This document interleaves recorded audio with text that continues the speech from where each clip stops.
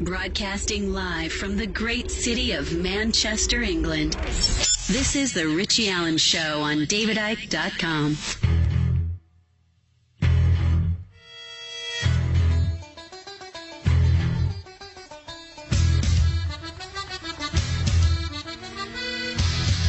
It's The Richie Allen Show, brought to you in association with DavidIke.com.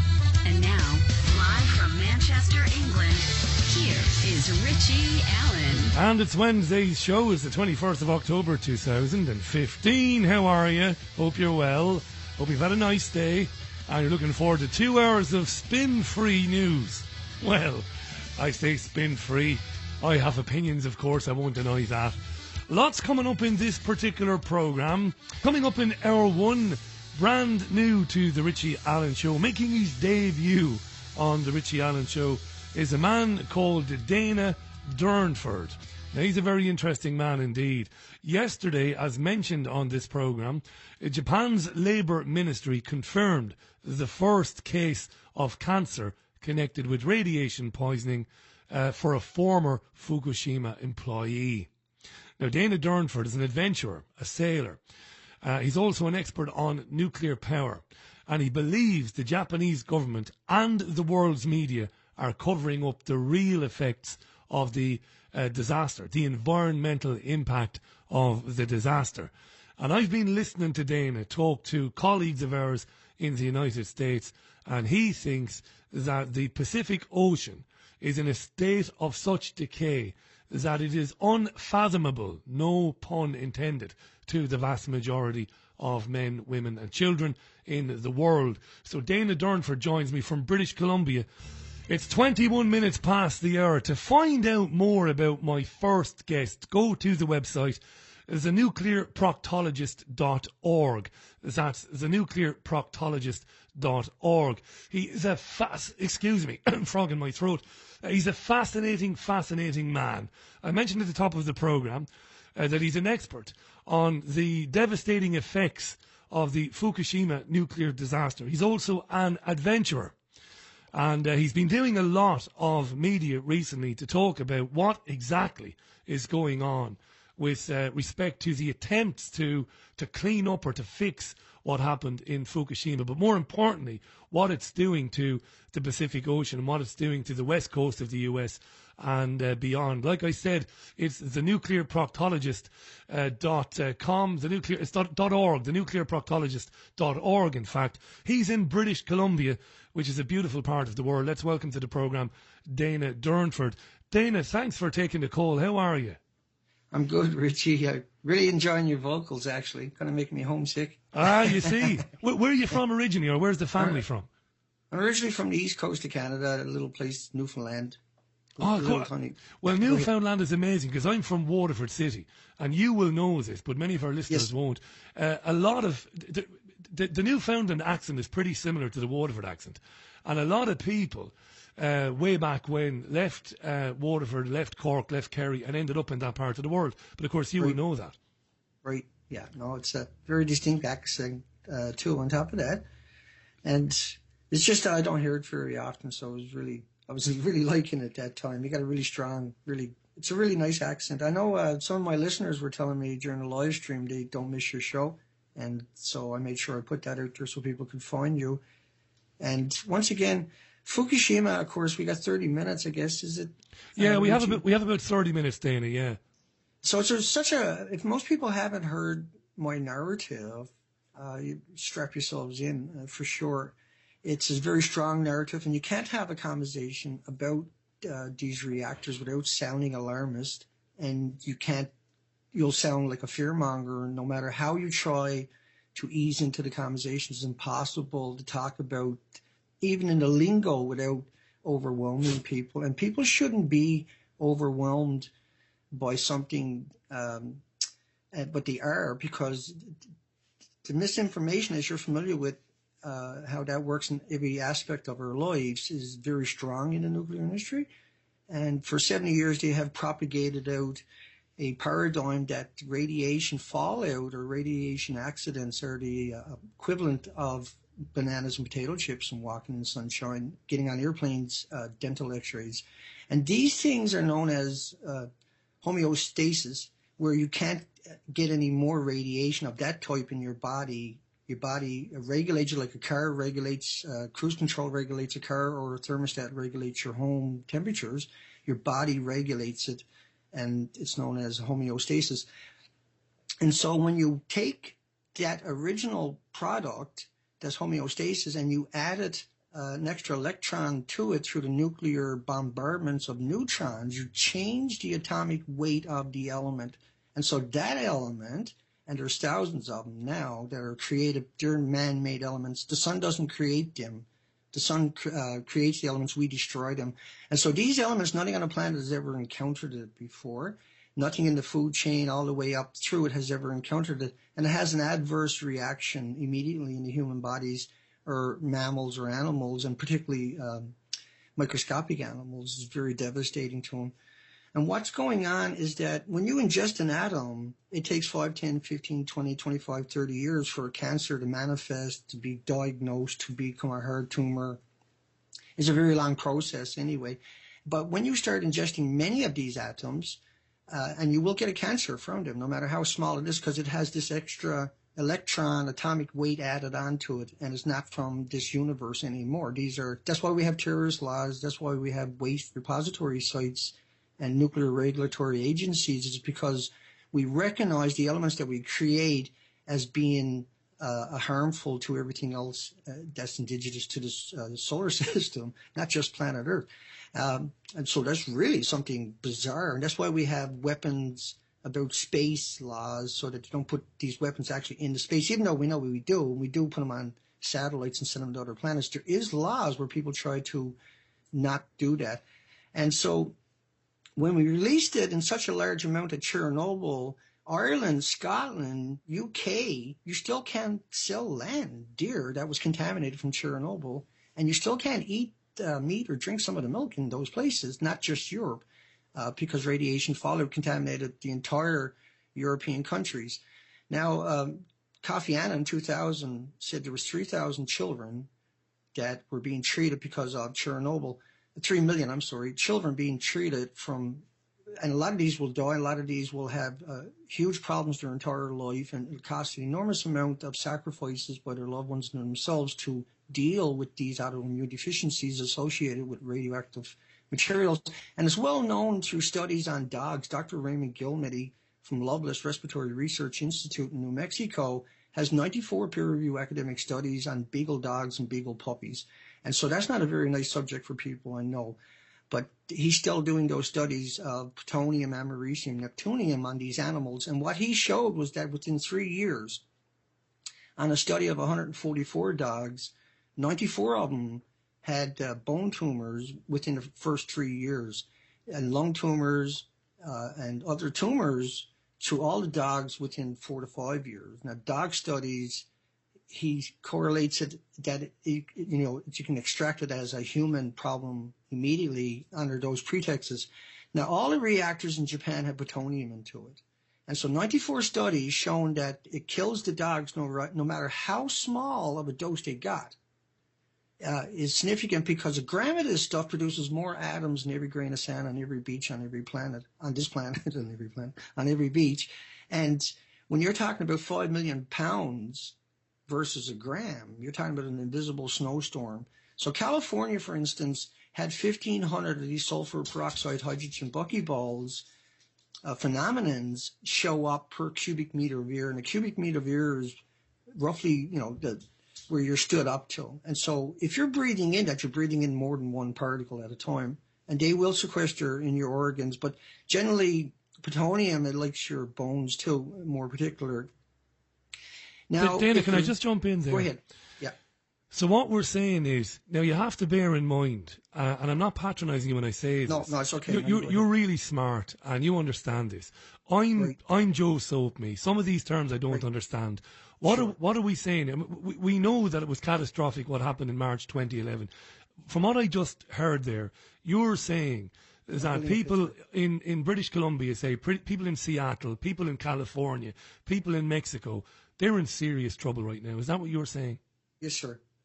Yes. And so I'm just trying to build it because I know we got 30 minutes. Yeah. And you can interject anytime with any Yeah, and I don't kind like of, doing that because I'm absolutely okay. gripped by what you're saying, Dana. And so you should be. And that's the importance of it, is that now the majority of this would have fell out in the ocean, but it gets reliberated with rain. And there's tens of thousands of miles of rain picked up off the ocean every day, and that's distributed to all the continents around the planet. This stuff, when it hits the upper and lower troposphere, it takes about 10 years to rain out, but it went much higher than that. And so forest fires in the Asian Pacific, for instance, have been modeled as pollution indexes in other countries, particularly North America and Ireland, Scotland, and just right around the entire planet. So a forest fire is a great big particle. These particles I'm talking about are 1/10,000th the size, but because they're created in a forest fire, they're so hot, they go very high, and they're distributed for a very long time, and they take many years to rain out on top of that, but they do go right around this entire planet in about 40 days and continue to do that for many years until they're rained out.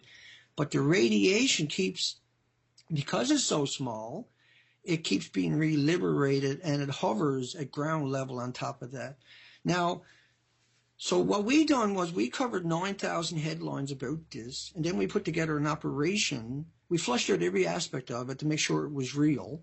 And then we put together an operation to go out and look at the coastline and see if we can notice any kind of impact, because that was where you would normally go. Originally, would go look at the microscopic world and not at the whales, not at the porpoises, not at the tunas, because they're so far up the food chain. Not that you shouldn't look at them, but it's just that originally you would go look at the microscopic world, and if there was damage, then you would look at every other part of the marine food chain out there.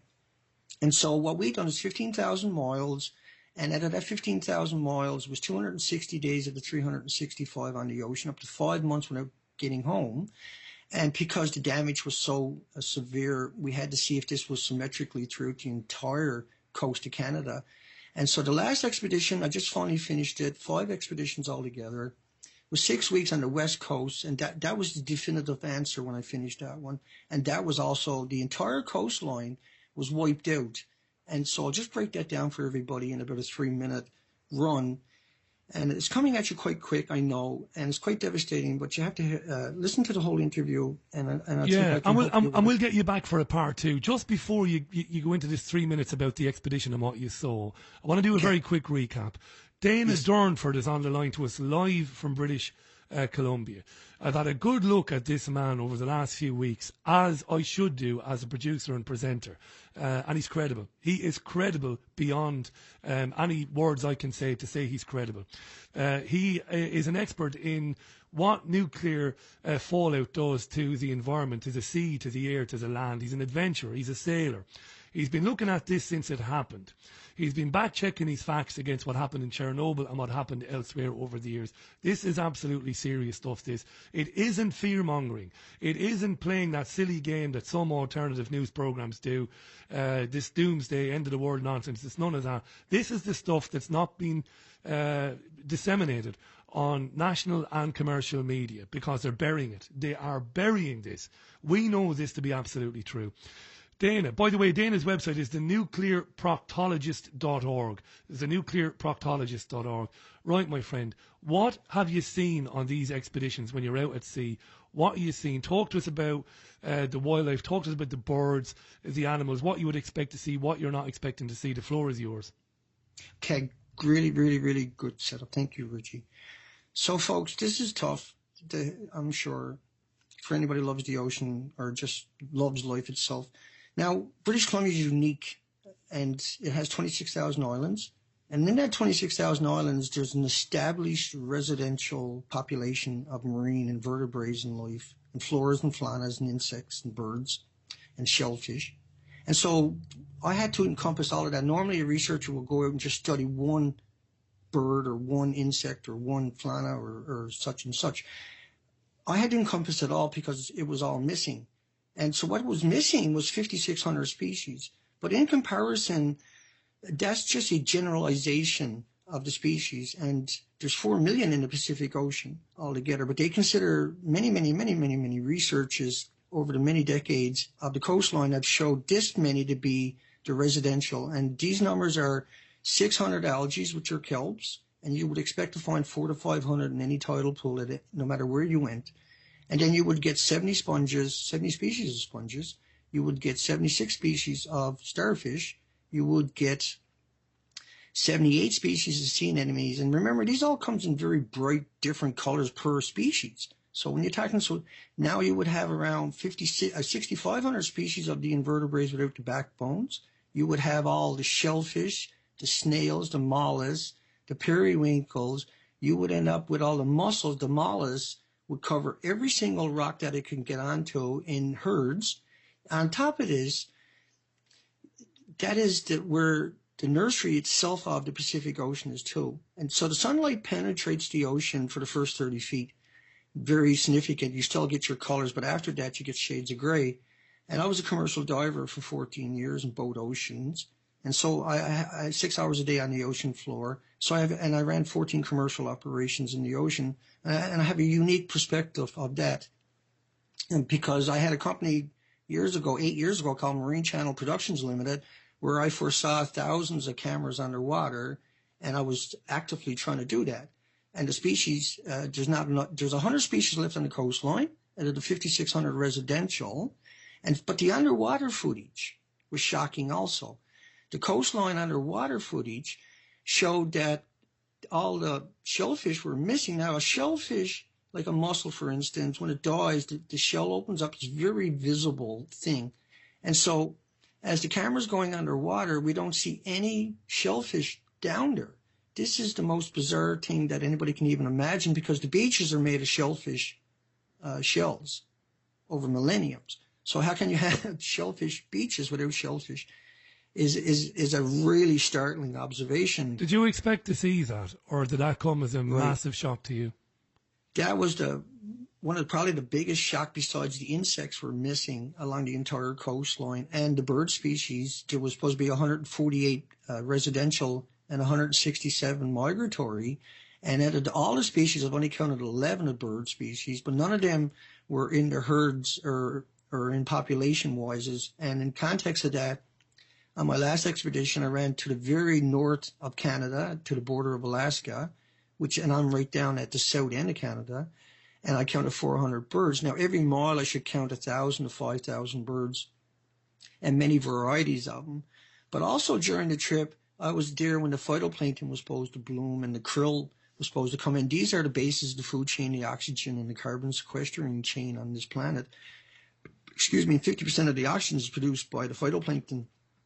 There was no evidence of that at all, and during the major season, I shouldn't be able to see more than 2 feet below the boat, and my underwater camera footage was perfect all the way to the ocean floor the whole time. And at nighttime I would leave. I have a daylight system on the boat for nighttime, and you couldn't get enough krill to come into the light or any other species to really get pictures underwater. It was absolutely still. Most of the anchorages, and I stayed by myself out there for up to 5 months at a time, where there was literally no birds at any given time, except for about 4 different times where I was anchored to.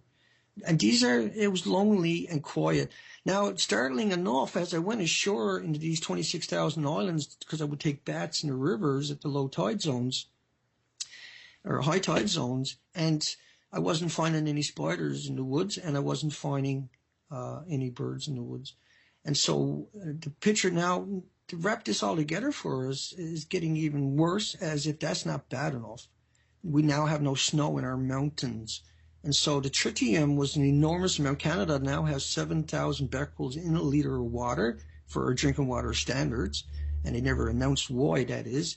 But that's 7 million becquerels of tritium. Now, tritium got a 12.5-year half-life, and half-lives are times 10. That's how they obfuscate it all the time, is by always not telling you the other side of that story. Yeah.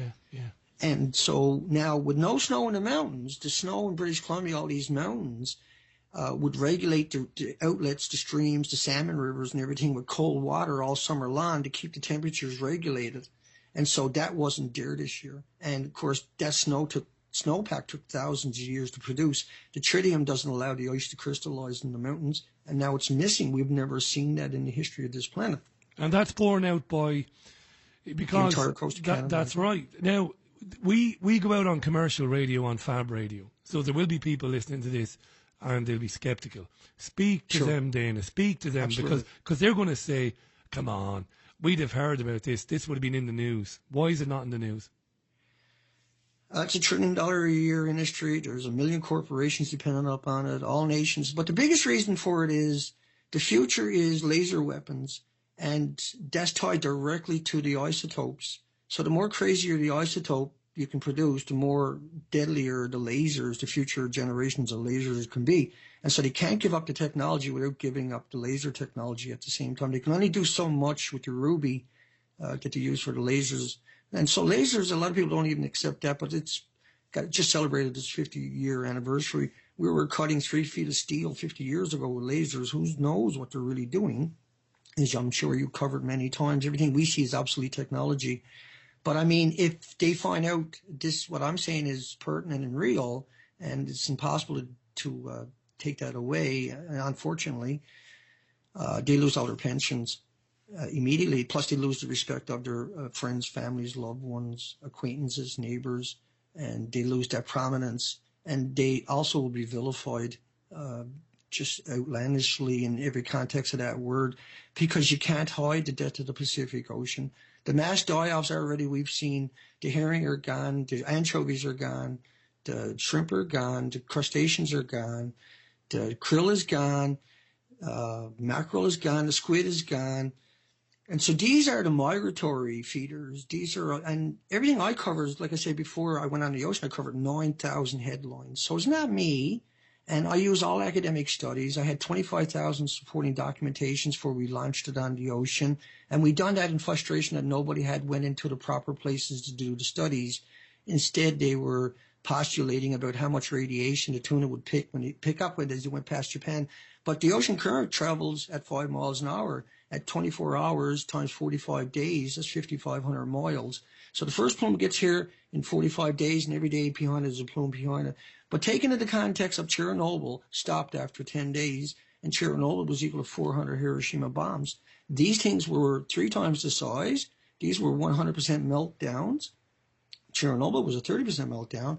And these reactors are now breeder reactors. And so that as they're consuming the rocks and the cement and the rebar every time you have a tremor down there, or rocks that fall down or they land on, they produce ionized radioactive elements, and they are ejected into the ocean and into the atmosphere. And so even if we were to stop the reactors in Japan right now, we can't save the Pacific Ocean. And so they can't hide this much longer. They were hoping that the ocean would dilute it, but you can't dilute radiation. You can only disperse it. It has millions of years of half-life. And the problem was that the reactors were using fuel. What they were doing was reclaiming plutonium, reclaiming uranium from missiles from the silos from the Cold War. And so this stuff is already 2 million times worse than it was originally because it went through a chain reaction. That's what it does. And when you put it through a chain reaction again and you have a detonation, everything is a hot particle, because it's 2 billion times worse than what it was originally. And that's how the math works with this. Before you put it through the chain reaction, you can pick it up in your hand. After, a pound will kill everybody, 1,500 people in 20 minutes. It'll kill everybody in the front row in a minute and everybody in the back row. That's a pound of it. But if you atomize and aerosol it, you're talking a gram of it is more atoms than every grain of sand on every beach on the planet. So it doesn't take long for this stuff to show up in the microscopic world, because there was so much came out of there, because there's so much coming out of there constantly, and because we only send in the homeless, the destitute, the victims of society. Do you remember that? Holy shit. Excuse me for swearing, but do you remember that? We reported that at TPV in London, that they were sending in, they were getting homeless men, they were getting sick men to go in there. Right. Then I just want to read some tweets, right? Because massive amount of tweets have come in. And then I've got some more questions for you. Staggering stuff. Dana Durnford is on the line to us from British Columbia. It's 17 minutes to the top of the hour. Emlyn was on to say on Twitter, we have 3 more mega reactors coming to the UK, Hinkley Point, Somerset, to start in the coming weeks, producing power by 2025. I think Emlyn is disgusted by that, as am I. Mike was on to ask, does Dana know about Ivan McFadden and the ocean is broken? He sails between Japan and California. I'm sure Dana does. I'm going to quickly go through a few more of these, because I'll get all the hassle later on, Dana, for not reading them. Oh, no, go ahead. Val Kyrie on Twitter says, by the time the children grow up, all the animals will be dead, if it's not sooner than that. Just moving along, loads and loads of comments from Joanne, from Ronnie. Thanks for all your tweets and all your messages. Karen in Glasgow in Scotland says, this is awful. Andrea was on to say that after Chernobyl there was a 10-year ban on taking mushrooms out of the ground. She still wouldn't do it. Mushrooms can't be found there anymore, says Andrea. Alan was on to say, this is an email from Alan. He says, Richie, the Pacific Ocean is around about 65 million square miles. Is Dana really saying that every species in 65 million square miles is in irreversible decline? Is it, Dana? 4 million species are, yeah. Because what happened was, if we took out the 5,600 indigenous species on the coastline, the other 4 million would fill up that gap immediately. The ocean didn't recede itself, see? It didn't recede the coastline. So if I went down and plowed in a healthy coastline, it would recede itself from stuff down deeper and on both sides of it. The ocean didn't do it. I documented it on my site, so I don't know what to say to him, but... Yeah. Now, what happens is it comes over, it hits the mountains, and washes back down to the coastline on top of that. And so maybe it's the coastline is so radioactive, life can't take there. But on the other side of that one is, how come I couldn't find the phytoplankton when I was out there for 5 months during the bloom? And why did Canada try to create an artificial phytoplankton bloom 2 years ago? John Disney in Mass at Queen Charlotte got almost $3 million to create an artificial bloom. So if a glass of salt water would have 75 to 100 million phytoplankton and 1 billion other creatures and eggs and larvae, how come the ocean didn't recede the coastline? Was the postulation that I used, yeah. Carl is in Canberra, Australia, and asked, why is the west coast of Canada and US being affected so badly? Now, that leads into another question from Fiona, and that's on Twitter. Fiona is listening in Manchester. And let me just bring that up. Fiona says, depending on who you believe, there are several hundred or several thousand gallons of contaminated wastewater still pouring into the Pacific Ocean every day. We're not hearing the truth in the media, obviously, asks Fiona. Please ask Dana, what's the truth? Dana, what is the truth? How many thousands or hundreds of gallons of contaminated groundwater, wastewater, whatever you want to call it, are still pouring into the sea every day? They're pouring water in on the reactor constantly, but... Now, you got to think about the dispersals when the original detonation happened. These were very heavy dispersals. And what they done was, as they cleaned up Japan, if you want to call it that, they were dumping it into the rivers and the estuaries and the lakes. And so this stuff will put out Beckles every second. This stuff will split atoms and create its own isotopes, et cetera, et cetera. Now, at the same time, they're digging up communities, they're taking it to other prefectures and then burning it. Incinerators. And so this stuff is created at 5, 6, 7,000 degree Fahrenheit temperatures.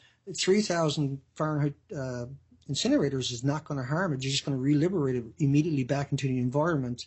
And I've had flushed this out with many headlines from different medias about it over the last number of years.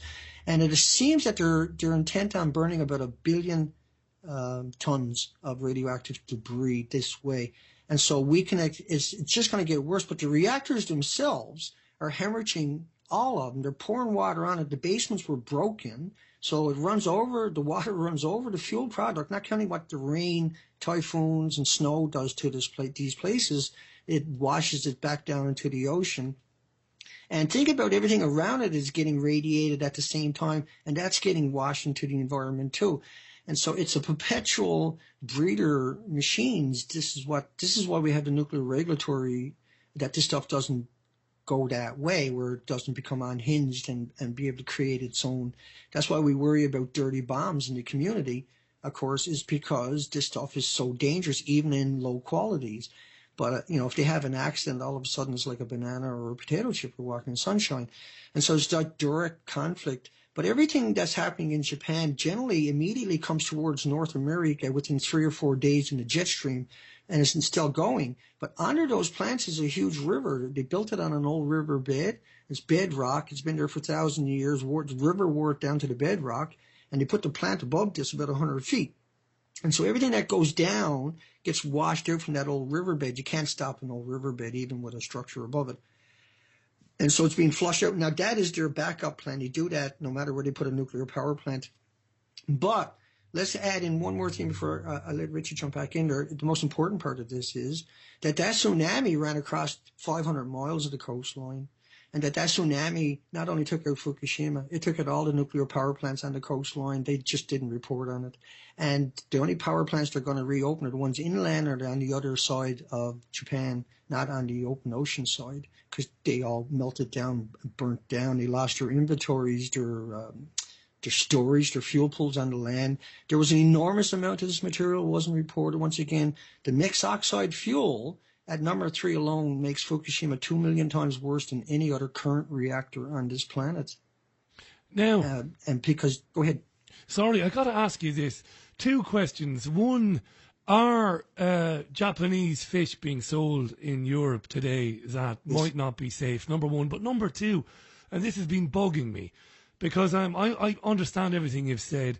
What are fishermen off the coast of Canada and off the coast of the western seaboard of Canada and the United States, what are they catching, Dana? Yeah, they're catching fish because fish are further up the food chain, right? And so fish are still hanging on, whales are still hanging on, but the 38 whales that died on the coastline, just digress 1 second, they were all krill eaters. They starved to death. The mass die-off of the birds and the mammals on the coastline, they had starved to death because so the squid failed, the anchovies failed, the herring failed, these industry failed. And so fish are basically cannibalizing each other at this stage. The whales, and they were all emaciated. All the bird die-offs, the auklets, they were dependent upon krill. They were all emaciated. And we have endless reports now of mass die-offs. And scientists are starting to ask that question. Maybe it is Fukushima. But because the cover-up, you can't get a job in the industry without being part of the good old boys club. You can't be out speaking in the media. And so why don't we get nuclear scientists out speaking about this? Why do we get marine chemists? Why don't we get marine biologists? And, these are questions that people need to ask themselves, because the only 2 people that are allowed to speak, of course, are the Woods Hole Oceanographic Institution's frontmen, Jay Cullen and Ken Buesler. And that's all you really truly hear about. But it's funny you say that, Dana, because you hear those guys on Sky and on the BBC as well, those same guys. You just don't get another just opinion. 2 of them, yeah. This programme has listeners with a variety of opinions. One of the prevailing opinions on disasters like these are that sometimes these are deliberately created. And some of our listeners will think that man-made weather technology has been used and all of that. Now, I don't know whether you're interested in any of that or whether it's occurred to you. It doesn't necessarily have to be talked or spoken about today. But is it something you've ever considered? Have you heard these theories? What do you make of them? Well, in Vietnam, they made it rain over the Ho Chi Minh Trail for an extra couple of months, washing out bridges and communities with weaponized clouds. I know in Britain, about 10 years before that, they finally admitted to washing out a community with weather warfare technology. And that Vietnam, we chemtrailed the sky also for 9 years. So this technology was already refined. They weren't going to get rid of it. And we know HAARP is real. I've seen interviews on these people. They have benign reasons for using it, but they do admit that under the wrong guise, it could be used as a weapon, and that manifestation has showed up throughout this planet, and that we know other countries have these same technologies, and that, it just keeps replicating. Anything bad, they'll replicate it right away everywhere else, apparently. So when it comes to Japan, there's major speculations, and we can, some other show we can definitely go way down the road on that. I can certainly contribute to it in my I can back up certain documentation about it. Yeah, for sure. Well, we'll definitely do a follow-up on that. We will. We've had guests on the program before who've put forward those theories, but your background is so interesting and so unique. Thank you. For you to be saying that, Dana, I got to say again, folks. I studied up on it. You've read up on it. You've been out there. You've been on the ocean. It's the nuclearproctologist.org. Dana, what do you want listeners to this program to do with this information? What can anybody do? Well, first off, if you had 1 million people call up UVic and tell them to fire Jay Cullen, we wouldn't have to listen to him no more. And the next guy definitely wouldn't be saying that stuff again, because we can have a million people. So we can get rid of the apologists, dethrone them. And so that's how you would do it. And then you would try to level out the playing field with somebody that's a bit more talking about the subject instead of avoiding the subject. And once again, what we got to do as a sign of good fate is to pass out natural seeds of food throughout all the communities, and because that has the nutrients in it, and I'm sure your audience is aware of the genetically modified critters out there you got to avoid. Yeah. Well, they call it food, I call it critters. And because they engineered out all the mineral, micro, macro nutrients to 20 parts per million, and engineered in toxins and dioxins and glyphosates and formaldehydes that prohibit you from uptaking nutrients. And so even if you have a chocolate bar and a really good meal of no GMO, you still have a hard time uptaking nutrients. So if everybody was to get rid of the GMO, if we were to plant organic foods throughout all of our communities instead of using pesticides and everything else and mowing lawns, we plant really natural food, healthy food, we can extend the life of the insect world, the mammal world, the animal world, the human world, and everybody else just a little bit longer till we come up with some kind of technology. But we do need to go to work on coming up with technologies to filter our water, our food, and we've got to get rid of the GMOs to sign a good fate, you know. The planet got half a chance. But on the path we're doing right now, we're already looking 100% at a non-changeable extinction event in the Pacific Ocean. It ain't going to get any better. We're next, you know. We're up that food chain, and we are consuming everything that is bioaccumulating it. The studies on the dogs, the beagle dogs and the beagle puppies, are not wrong. And there's 1,000 other institutions doing those studies too. And so they show definitively what this stuff is going to do to us, and we see the documentation already. It's very frightening. It's very concerning. But first off, we dethrone these people. Then we shut them all down, and we come up with alternative sources and resources and filtration systems and try to come up with a way forward. I don't have those answers specifically. It would take me a few hours, but I do have some really good ways forward, I think. Do us a favour, Dana. We got to leave it there for now. Okay. Come back in a few weeks' time, and I don't mean the longer end of a few weeks. I mean the shorter end of a few weeks. Come back and spend an hour on the programme. Come back and do an extended interview with us. Absolutely, yeah. It's important. To say it's important is a ludicrous understatement. It's thenuclearproctologist.org. Get on there immediately. Dana, look, you've done a lot of these interviews today. Thanks very much for coming on and talking to us, my friend. Do come back again in the next 2 to 3 weeks. You're more than welcome. And absolutely. I'm looking forward to it, Richie. Marvellous. And we'll just leave it there for now. Thanks, Dana. Dana Durnford on the line to us there from British Columbia. There's a nuclearproctologist.org is his website. I don't know what to say after that. I really don't.